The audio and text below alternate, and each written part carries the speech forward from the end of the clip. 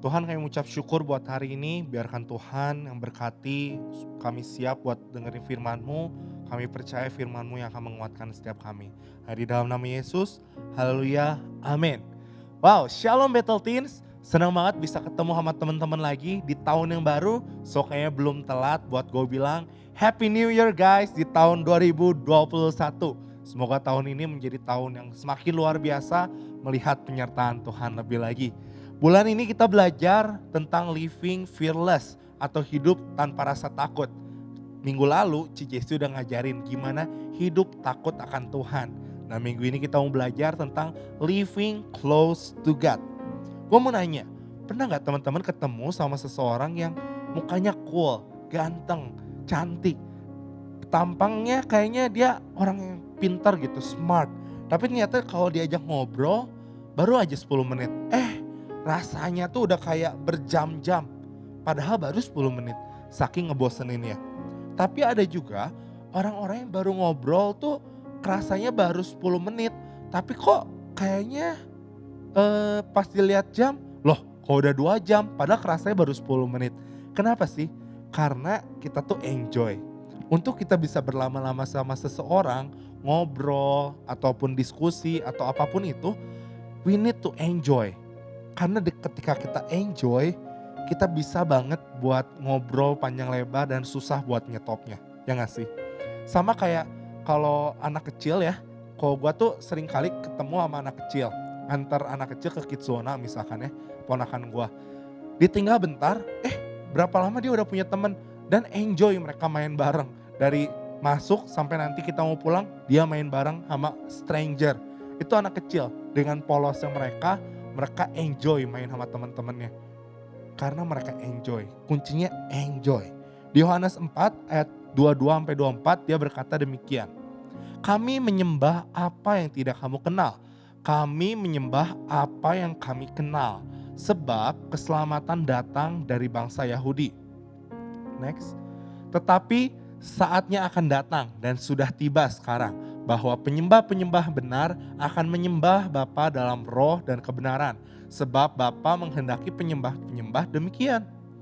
Allah itu roh dan barang siapa yang menyembah dia harus menyembahnya dalam roh dan kebenaran. Say amen. Di dalam perikop ini Yesus tuh berjumpa sama seorang wanita Samaria. Awalnya Yesus ngobrol hanya untuk minta air doang loh guys. Tapi akhirnya berlanjut ke tahapan yang sangat deep. Sampai nanya gimana tentang mana suami lu. Tapi wanita Samaria ini bilang gue gak punya suami.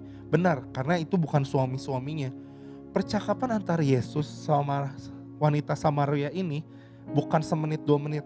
Tapi mungkin kalau teman-teman bisa baca nanti full perikopnya. Itu tuh bisa 15-30 menit. Bayangin Yesus baru first time ketemu wanita ini. Wanita ini baru first time ketemu Yesus. Tapi kenapa mereka bisa ngobrol sampai sedip itu padahal baru 30 menit ketemu? Karena wanita Samaria ini merasa enjoy ngobrol sama Tuhan Yesus. Lihat, kehidupan yang mau dekat sama Tuhan perlu untuk enjoy. Bukan kaku, bukan sesuatu yang awkward. Sampai di ayat 22 tadi Yesus berkata, kamu menyembah apa yang tidak kamu kenal. Kami menyembah apa yang kami kenal. Sebab keselamatan datang dari bangsa Yahudi. Kata menyembah di dalam Alkitab ini banyak banget deh katanya. Arti katanya. Tapi dalam perjanjian baru di ayat ini dipakai bahasa Yunaninya adalah proskuneo. Yang artinya seperti kiss atau mencium. Atau secara harafiah itu seperti seekor anjing yang lagi ngejilat majikannya. Itu sebuah arti harafiah doang untuk ngegambarin. Bukan berarti teman-teman tuh anjing, enggak. Maksudnya bukan kayak gitu. Tapi maksudnya untuk kita hidup dekat sama Tuhan kayak seekor anjing yang benar-benar menjilat majikannya. Maksudnya menjilat, seekor anjing ini menjilat majikannya kenapa? Karena itu rasa hormatnya atau respeknya, penundukan diri antara si anjing ini sama si majikannya. Gitu pun kehidupan kita dalam kehidupan yang dekat sama Tuhan. Dia ingin supaya kita tuh bisa menyembah dia dengan penuh rasa hormat, dengan penundukan diri kita. Bulan ini kita belajar living fearless, hidup tanpa rasa takut. Dan dasarnya itu adalah hidup yang takut akan Tuhan. Minggu lalu Ci Jesi ngajarin tentang kita, kalau takut akan Tuhan berarti itu sadar, berarti itu menganggap, berarti itu menghormati Tuhan. Ketika kita mau hidup takut akan Tuhan, kita perlu dekat sama Dia. Salah satunya melalui menyembah. Ketika kita menyembah, kita menyadari kalau Tuhan itu maha besar. Sebab Tuhan maha besar dan sangat terpuji. Dia lebih dahsyat dari segala Allah. Sebab Tuhan maha besar dan sangat terpuji. Kuasanya dahsyat menghancurkan musuh. Dia itu Allah yang maha besar. Dan ketika kita menyembah, kita tuh menganggap kalau Tuhan tuh ada di mana-mana. Dia adalah Allah yang omnipresent. Makanya kalau kita nyembah, kita harus sadar di situ bisa ada Tuhan. Bukan bisa ada Tuhan, memang ada Tuhan. Karena Dia tidak dibatasi oleh ruang dan waktu. Omnipresent God, lay me in your mighty hand. Bend my heart, make it lean. Let your love overflow. Omnipresent God. Ya, ngulang lagi. Enggak dong. Ketika omnipresent, ketika tadi nyanyi kayak gitu, benar-benar kita menganggap, emang benar-benar sadar Tuhan tuh ada di mana-mana tanpa terkotak-kotakan oleh ruang dan waktu. Ketika kita hidup close to God, when we worship God, benar-benar di situ keluar dari hati kita, Tuhan ini hati aku percaya di dalam hadirat Tuhan ada kekuatan baru, ada sesuatu yang baru, ada pengharapan yang baru. Bahkan di dalam Alkitab Tuhan berkata, marilah datang kepadaku engkau yang letih, lesu dan berbeban berat. Karena aku akan memberikan kelegaan padamu. Itu ditemukan lewat apa? Lewat menyembah. Dan yang terakhir ketika kita menyembah, berarti kita sedang menghormati Tuhan. Dia adalah Tuhan dan Juru Selamat kita. Sebagai pribadi yang benar-benar punya prioritas dalam kehidupan kita. Dia pribadi yang punya otoritas atas kehidupan kita. Oleh karena itu kita nyembah Tuhan. Nah, makanya untuk close to God, untuk hidup dekat sama Tuhan, untuk bisa nyembah Tuhan, untuk bisa berlama-lama, we need to enjoy. When we enjoy, we forgot our time with God. Benar-benar ketika kita enjoy sama Tuhan, nyembah Tuhan, kita lupa.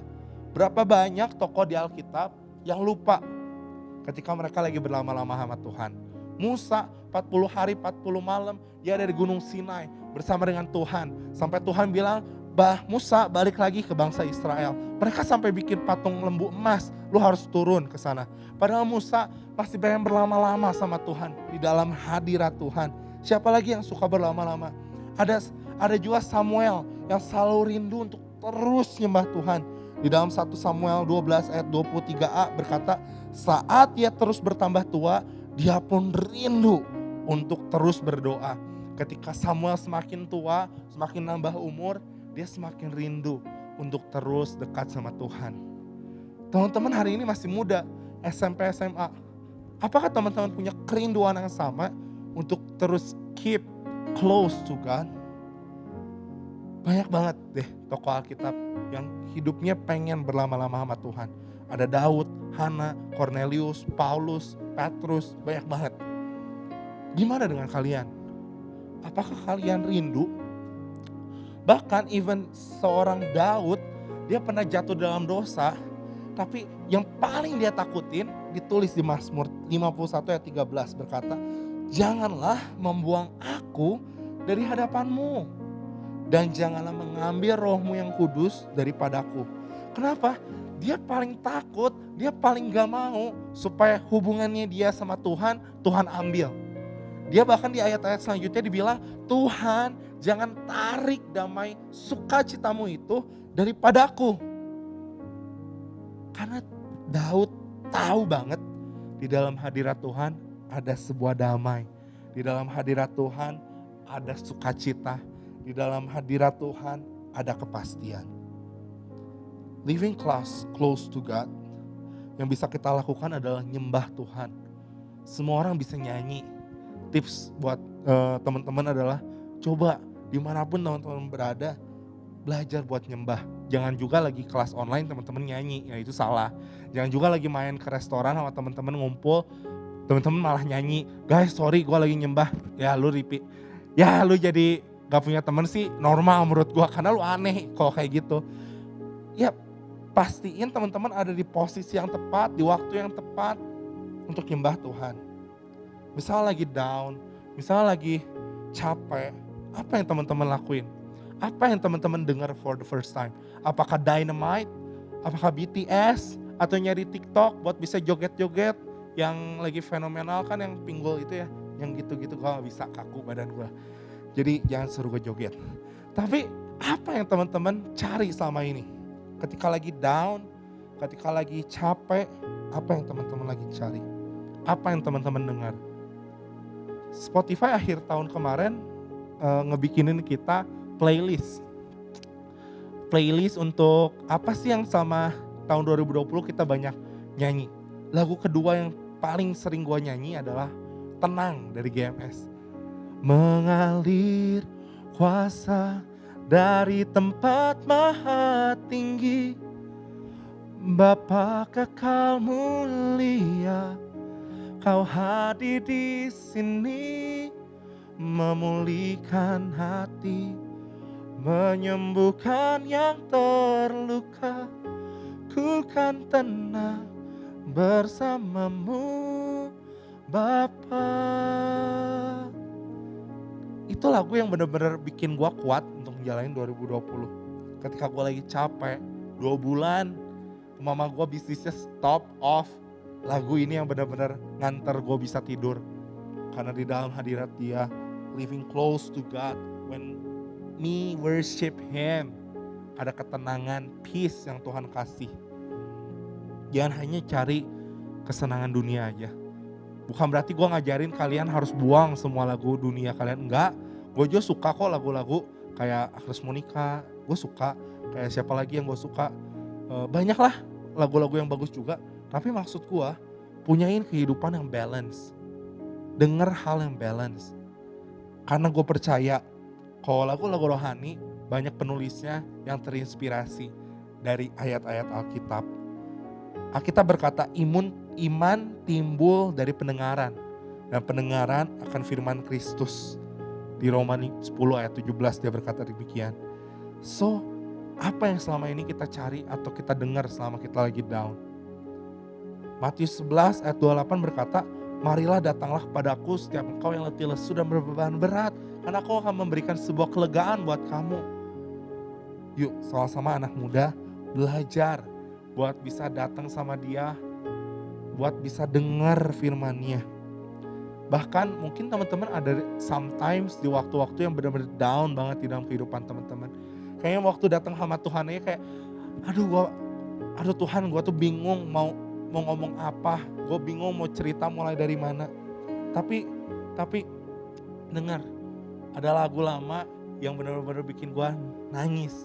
Karena dia bilang gini, Dia mengerti bahasa tetesan air mata, walau badai mengamuk dan gelombang menerpa, Tuhan Yesus setia. Dia benar-benar bisa ngerti, even kita hanya bisa nangis di hadiratnya. Dia ngerti banget hati teman-teman. So come to God, worship Him. Kalau bingung lagunya apa, buka di Spotify banyak, buka di YouTube juga banyak. Ada banyak lagu-lagu rohani. Benar-benar banyak. Kalah bersyukur tahun-tahun ini kita ada di serba era digital, di mana kita bisa ngedengar banyak lagu rohani. Belajar. Terus coba belajar buat nyembah Tuhan. Dimanapun teman-teman berada. Gue mau bilang, di kamar mandi semua orang merasa menjadi diva. Bisa ngerasa dirinya lebih jago, suaranya lebih keren dari Krisdayanti, dari Agnes Monica, dari Anggun atau dari siapapun yang hari ini suaranya lebih bagus. Di kamar mandi kita merasa sebagai penyanyi. Nyanyi makanya di kamar mandi.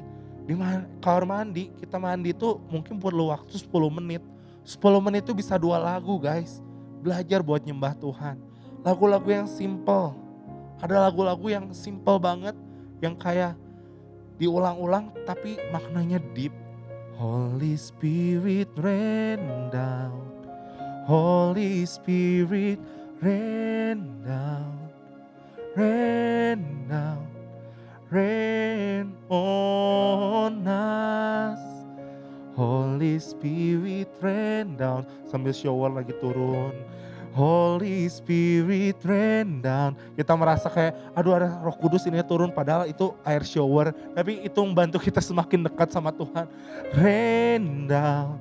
Rain on us. Loh guys, ketika kita bisa nyembah benar-benar dari kesungguhan hati kita, itu benar-benar menjadi hadirat Tuhan tuh bisa turun.